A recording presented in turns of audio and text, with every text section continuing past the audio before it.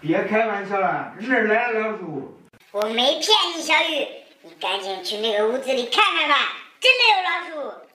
家里面就我一个人，我也只不过是在这一个屋子里睡觉，那别的房间我都好几个月没有过去了，怎么会有老鼠呢？走，过去看看到底是怎么回事。走，拉多。快点，小雨，就在这个屋子里。哎，我的天哪，这到底是怎么回事？这书怎么都洒了一地？看这书，现在已经全破了，还有这本书，我的天哪！看这个痕迹，还有这个书，这个书角，完全就是被咬过的痕迹。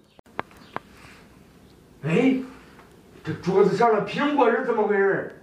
这苹果上面全部都是被咬过的痕迹，这个苹果也是，而且这被咬过的残渣全部都已经氧化了，应该是已经过了一段时间了。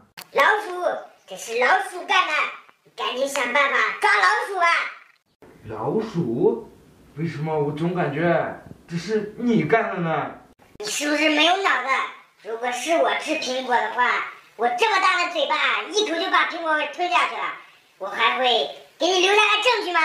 你说的也有道理，不过这个屋子怎么会进老鼠呢？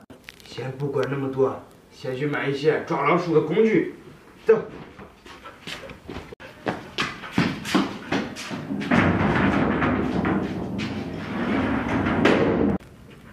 快点，快点！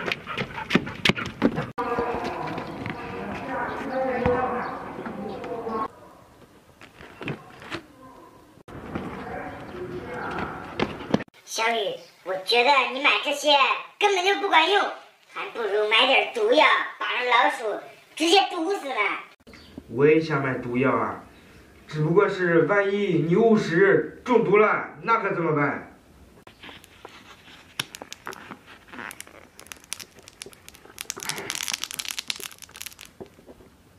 往这个桌子底下放一个，再往床底下放一个，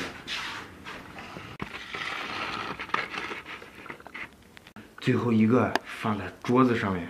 我觉得你这就根本抓不住老鼠，一个破纸板怎么能抓住老鼠呢？能不能抓住老鼠，那也得等几天之后才知道啊。不过朋友们，你们说我买的这几个老鼠粘板，它到底管不管用呢？如果不管用的话，我应该怎么办呢？我要不要买点毒药呢？请你们给个很好的建议，评论在视频下方告教育。